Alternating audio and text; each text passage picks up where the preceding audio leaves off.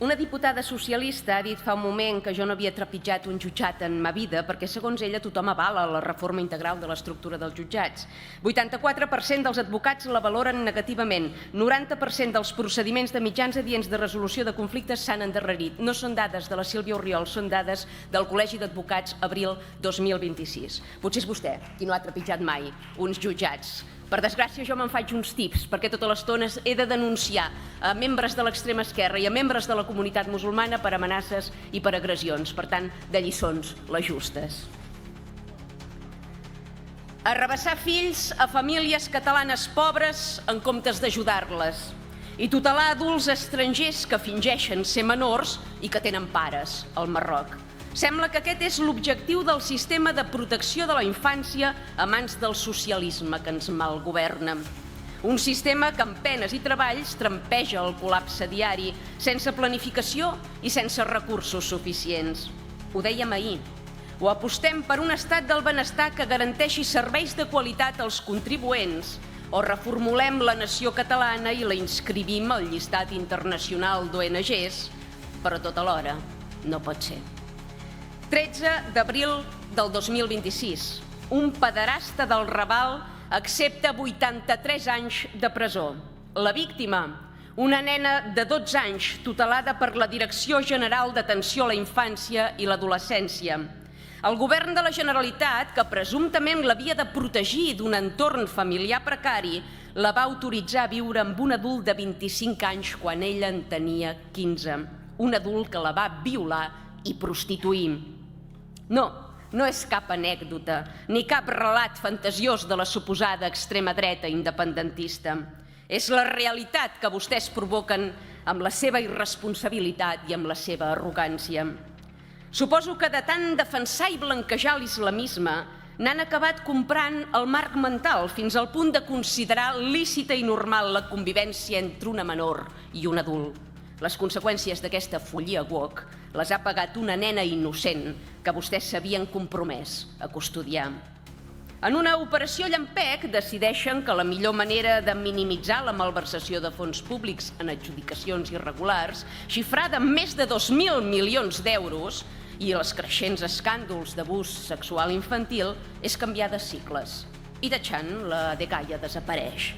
Un canvi de nom que passarà però factura als catalans, perquè aprofitant la vinentesa, el govern illa anuncia la contractació, o potser per ser francs hauríem de dir la col·locació, de 300 treballadors socials més. En riu de tu de la compra de mascaretes que va fer quan era ministre. En aquest edifici que és la Dgaia podríem dir que hi ha dues plantes. A la primera s'hi situa el frau econòmic i a la segona el frau migratori.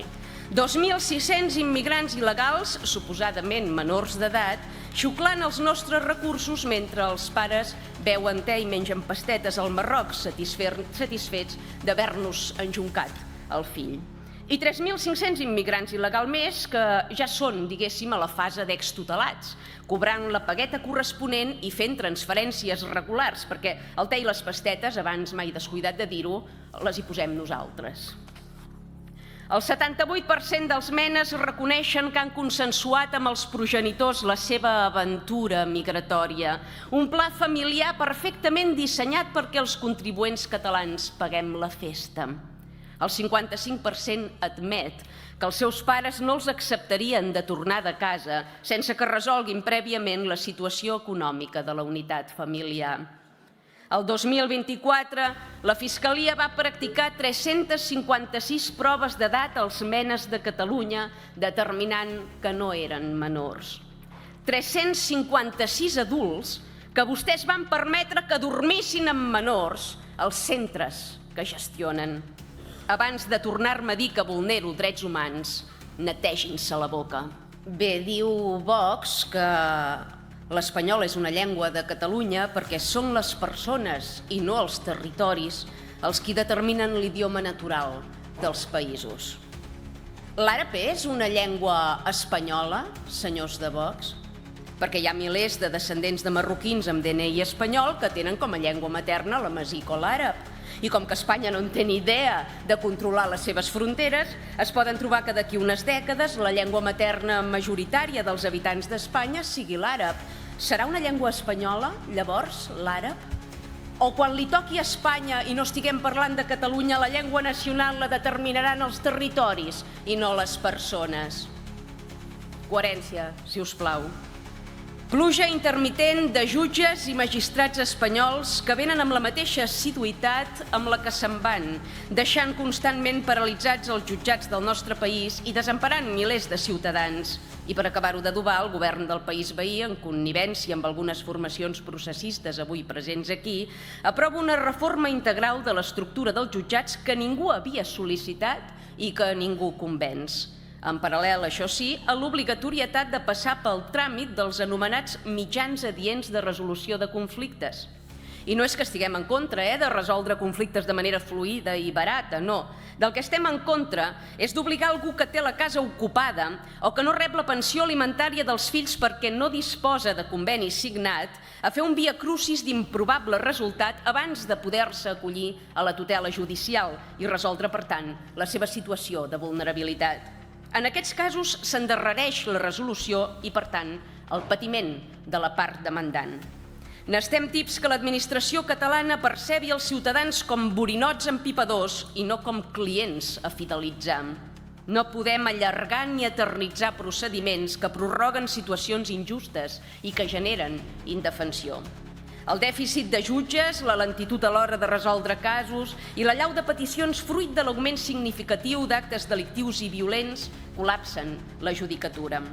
Passin, agafin tanda i seguin, perquè amb les regularitzacions massives que el socialisme pregona no sembla que hagin de baixar les ràtios dels jutjats. O sí? Regularització que, per cert, ha estat aprovada el 2026 perquè Junts va avalar la tramitació de l'ILP l'any 2024. Sembla que abans de la irrupció d'Aliança en aquest Parlament vostès eren plenament favorables a les regularitzacions massives d'immigrants il·legals. De fet, els anys 2000 i 2001 van emetre vot favorable a les regularitzacions del senyor Aznar. Ara gir de guió, perquè en acabat diguin que Aliança Catalana no és decisiva en aquest hemicicle i en aquest país. És una vergonya nacional que haguem de demanar permís o perdó per parlar en català als jutjats. És indecent que els catalans siguem pressionats explícita o implícitament per parlar en castellà quan en paral·lel s'està oferint servei de traducció gratuït als immigrants. Qualsevol que acabi d'arribar té més drets, doncs, que nosaltres. Topem amb un sistema judicial completament desarrelat, aliè a la idiosincràsia nacional catalana. Vostès proposen exigir que el coneixement del català sigui un requisit real i efectiu per als professionals de la justícia a Catalunya. Nosaltres anem un xic més enllà. Volem que es garanteixi l'atenció i la documentació en català per inèrcia, sense que els ciutadans hagin d'especificar-ho, i que s'empri el català en tots i cadascun dels procediments judicials. Diu la dita que qui té llengua arriba a Roma. Si no redrecem el país, aviat és que no podrem ni arribar als jutjats. Respecte a la lluita contra la multireincidència, la recepta és clara. Expulsió immediata de qualsevol immigrant que hagi gosat delinquir, encara que sigui un petit furt. No regularitzar-lo i donar-li pagueta, com proposa la bancada esquerra. No, enviar-lo cap a casa seu i si se li pot embargar el compte o el patrimoni pel valor del bitllet, millor que millor, tu. Els ajuntaments hem de tenir accés a les dades delinqüencials. Les policies locals han d'integrar-se al sistema policial. No podem continuar a les palpentes. Necessitem protegir els nostres vilatans. No se'n diu extrema dreta, no. Se'n diu seny i ordre. I ha arribat per quedar-se i per vèncer. La riquesa multicultural que vostès pregonen en aquest faristol i que ningú no sap veure, la pateixen els jutjats del país, saturats amb delictes que abans potser ja existien, però en una proporció infinitament menor. Violacions en grup, agressions físiques, matrimonis forçats, mutilacions genitals, baralles entre bandes, baralles als centres d'acollida, ja formen part de l'ordre del dia de la judicatura, una riquesa d'expedients com no s'havia vist mai. La irresponsabilitat política ha col·lapsat els cossos policials i els jutjats. La seguretat jurídica és una broma. Delictes flagrants que no es jutgen fins al cap de 4 o 5 anys. Casos de reincidència que mai s'arriben a condemnar. Barra lliure per qui vulgui delinquir i en riures dels catalans. A Barcelona, a Salt, a Manresa o a Reus hi ha zones senceres on la llei la marca un clan, un traficant, un imam. La civilització va perdent la batalla mentre avancen models teocràtics i tercermundistes. I vostès què fan? Repartir subvencions a entitats que justifiquen la delinqüència, atribuint-la a un suposat racisme estructural. Mentre els Mossos treballen sense recursos, amb protocols que impedeixen actuar i sota la lupa constant d'una estructura judicial més preocupada per perseguir l'opinió que no pas la violència, els delinqüents campen pels carrers i places com si res, ensenyorint-se de la nostra terra. El sistema judicial espanyol imposat a Catalunya només garanteix frustració, injustícia i col·lapse. Esperar una sentència esdevé una cursa de fons, molt de fons. Vivim en un país on els delinqüents tenen més drets, oportunitats i consideració que les víctimes, on el contribuent és obligat a pagar via impostos l'advocat d'ofici i l'estada a la presó de qui ha entrat il·legalment al país per robar-nos, violar-nos o apunyalar-nos. Una autèntica vergonya. Catalunya no té competències reals. Es limita a gestionar la misèria judicial que li permeten. L'estat espanyol decideix qui fa de jutge, com s'organitzen els tribunals, quina és la legislació penal o processal, i mentrestant Catalunya pinta parets de jutjats i contracta conserges. Aquesta és la trista realitat. El català és foragitat de l'àmbit judicial perquè ni els jutges, ni els fiscals, ni els funcionaris ja no el parlen. Fa pocs dies anunciaven que els funcionaris de l'Administració de Justícia a Catalunya percebran per primera vegada un complement de productivitat vinculat al compliment d'objectius concrets, entre els quals l'ús del català. De debò que hem de pagar perquè ens atenguin en la nostra llengua? No hauria de ser una obligació, un requisit imprescindible? D'això que fan se'n diu prostituir la llengua. L'any 2024 ha estat l'anualitat amb menys percentatge de sentències judicials en català de tot el segle XXI, un 6% del total. Unes xifres dramàtiques que denoten fins a quin punt som privats d'un dret fonamental i en context de vulnerabilitat. Jutjats com el de Ripoll, amb un 75% de sentències redactades en català, marquen el camí a seguir.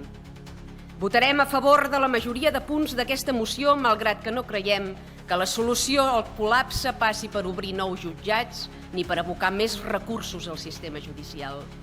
N'hi hauria ben bé prou tancant fronteres. I abans d'anar-me'n, perquè no me'n puc estar, a la diputada d'Esquerra, que ha sortit aquí davant i ha dit els jutges que vulguin fer de polítics que es presentin a unes eleccions. A la inversa també, no? Aquells polítics com vostès que volen fer de jutges que passin un procés d'oposicions. O a la inversa no compta, perquè jo vull recordar que aquí l'exconsellera Tània Verge em va imposar una sanció de 10.000 euros per dir que l'islam és incompatible amb Occident i que hi ha diversos grups parlamentaris d'aquesta sala que sota el delicte d'odi o el pretès delicte d'odi pretenen escarmentar i judicialitzar també i sancionar la resta de diputats. A Déu el que és de Déu i al Cèsar el que és del Cèsar. Això és un Parlament, no és un tribunal. La rebategin com la rebategin, la dgaia és un pou sense fons de corrupció, descontrol, malversació de diners públics i casos d'abús infantil.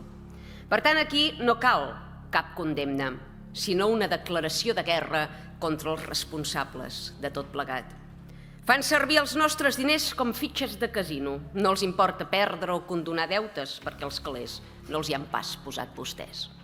Anys d'irregularitats documentades que han sortit a la llum no per cap auditoria ni exercici de transparència, sinó per la informació facilitada per organismes independents i per denúncies de treballadors que han perdut la seva feina i que, a més, han estat assetjats. La Sindicatura de Comptes ha detectat irregularitats greus i persistents en la gestió des del 2016 fins al 2024, sota la direcció d'Esquerra i de Junts. Partits que presumeixen de ser progressistes mentre permeten la corrupció, la malversació i el caos financer. Pagaments indeguts per valor de 167 milions d'euros, una xifra escandalosa que els contribuents hem pagat a extutelats que en alguns casos no residien ni a Catalunya. Frau o negligència? Junts, Esquerra i PSC han prorrogat contractes sense cap control ni justificació, sobreutilitzant la via d'emergència per fer adjudicacions abusives. Tots tres han intentat amagar la seva irresponsabilitat sota la catifa amb un decret llei, el del 30 de setembre de 2025, on condonaven els pagaments indeguts als joves extutelats i deslliuraven de qualsevol responsabilitat als treballadors de l'administració. Un decret llei que no va comptar amb el suport d'Aliança Catalana perquè nosaltres quan aixequem catifes és per destapar-ho tot, no per amagar-hi res.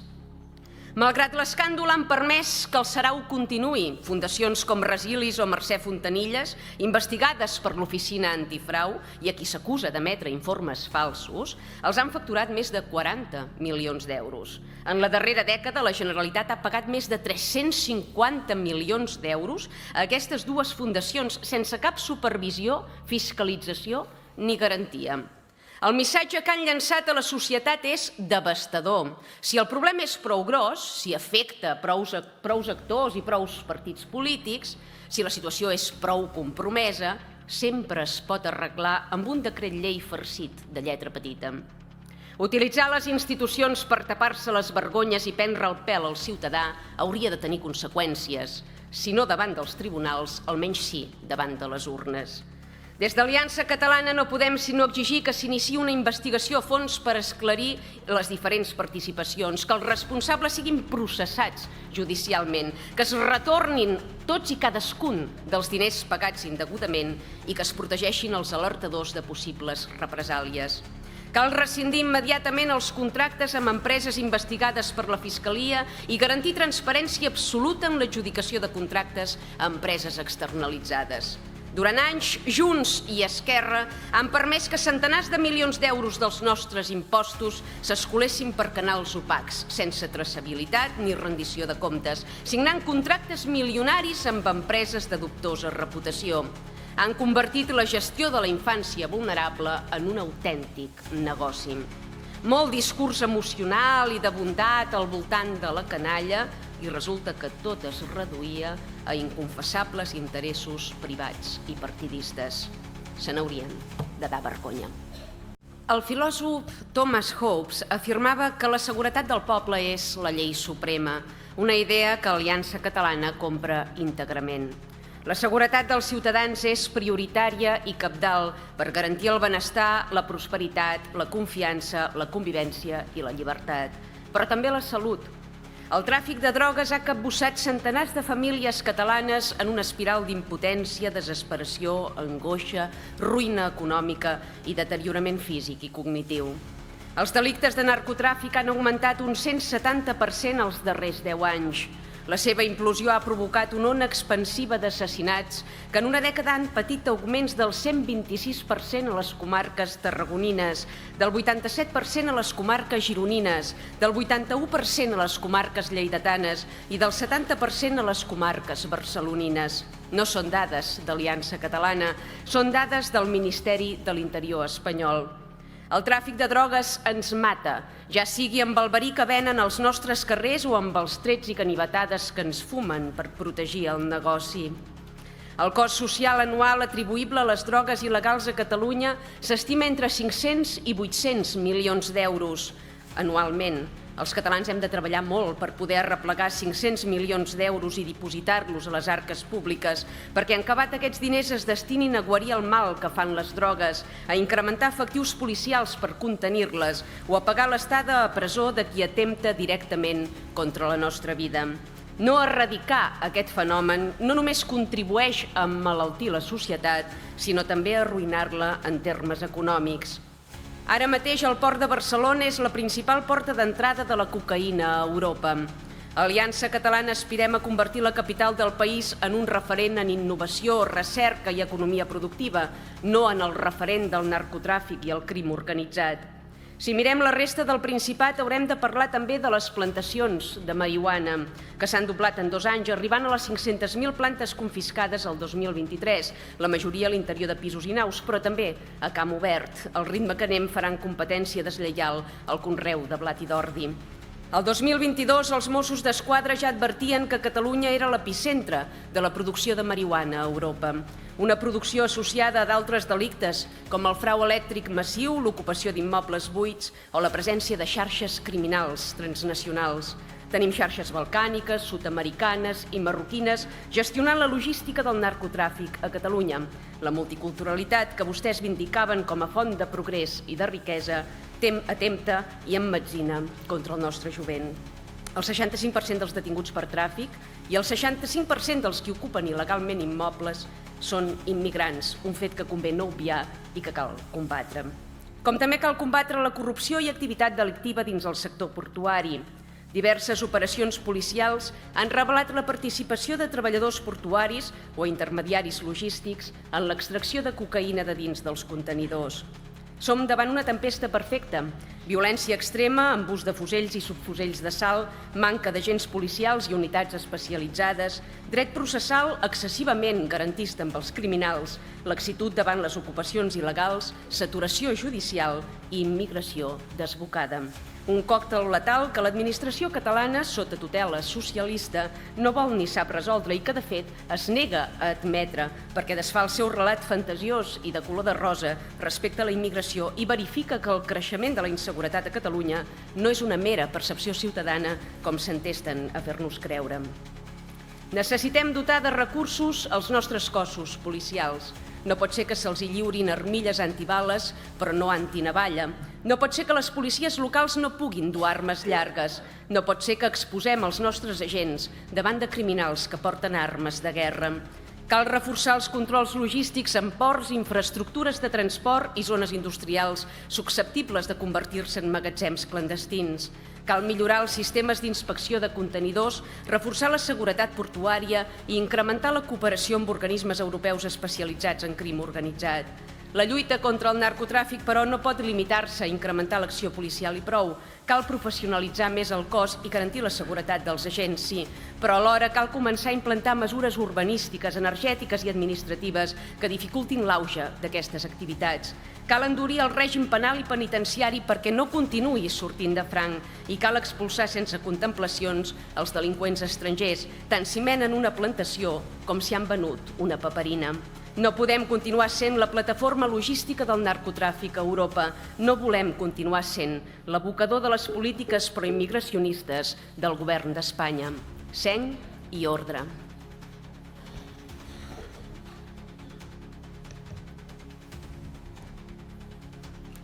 Com ja deuen suposar, votarem a favor d'una de les reivindicacions històriques dels funcionaris de presons que hem fet nostra en aquest faristol cada cop que n'hem tingut oportunitat. Celebrem que després d'anys de lluita el gremi hagi aconseguit avançar en les seves demandes i corregir en part les greus deficiències i mancances que presenta l'àmbit penitenciari al nostre país. Les xifres actuals de reclusos superen tot rècord anterior. Potser hi té alguna cosa a veure l'arribada massiva i invasiva d'immigrants que, abusant de la generositat mòrbida dels governs espanyol i català, no només entren irregularment al país, sinó que hi delinqueixen. Més de la meitat dels interns són de nacionalitat estrangera, percentatge que s'incrementa notablement si hi sumem els presos estrangers a qui el govern espanyol nacionalitza a canvi dels serveis delinqüencials prestats. Una vergonya que aquesta proposició de llei no corregirà.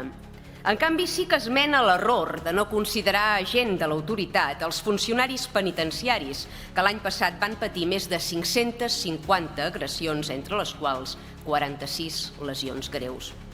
Un reconeixement més simbòlic que efectiu. Ja em diran de què els serveix als Mossos, per exemple, ser agents de l'autoritat quan contínuament pateixen agressions físiques sense conseqüències gràcies a un departament de l'Interior indulgent amb els agressors. Esperem que aquesta mesura que avui aprovarem vagi acompanyada d'un canvi real en les polítiques departamentals i es comencin a iniciar les accions legals pertinents contra els implicats, perquè sense suport jurídic i recolzament institucional, sense que la Generalitat es personi com a acusació, no s'aconseguirà l'efecte dissuasori ni correctiu desitjat.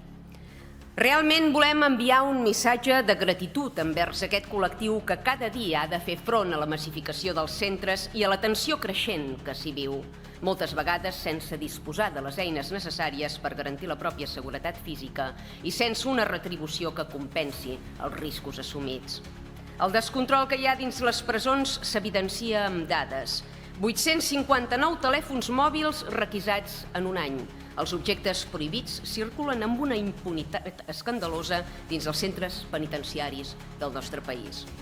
Individus que són empresonats per cometre tota mena de delictes i malvestats no només no són obligats a treballar per compensar i desagreujar la societat, sinó que gaudeixen de pensió completa en instal·lacions més que confortables amb sala de cinema i piscina i amb una carta de serveis extras, com les prostitutes que es lloguen per satisfer els vis-a-vis de presos que no tenen parella, els consoladors que es proporcionen a les preses dins un kit higiènic bàsic o les depilacions làser que s'ofereixen a presos trans.